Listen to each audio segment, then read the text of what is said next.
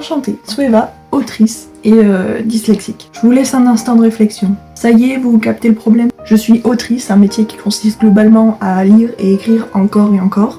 Et dyslexique, un handicap qui se résume globalement à ne pas savoir lire et écrire. J'exagère évidemment, mais ça n'empêche que c'est deux choses carrément incompatibles. Et ça, je m'en suis rendu compte lors de mon oral de brevet au collège. Vraiment le pire moment pour s'en rendre compte. Mise en contexte, thème, parcours à venir. Je présente mon projet de devenir autrice, et vient le moment où les profs commencent à poser des questions. L'une d'elles me demande alors, et concernant ta dyslexie, ça ne va pas te poser de problème, tu comptes mettre quelque chose en place pour pallier ton handicap? Question toute somme légitime finalement. Et là, bug du cerveau, je viens de réaliser qu'autrice et dyslexique étaient un peu très incompatibles. À ce moment-là, je remets toute ma vie en question. Tout l'avenir que je me voyais accomplir devient tout à coup fantasque.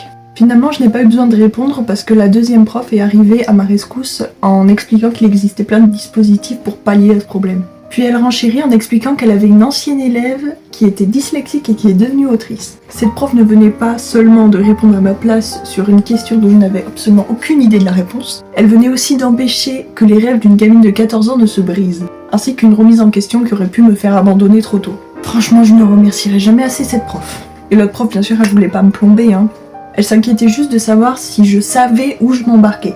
Et évidemment, c'était pas du tout le cas.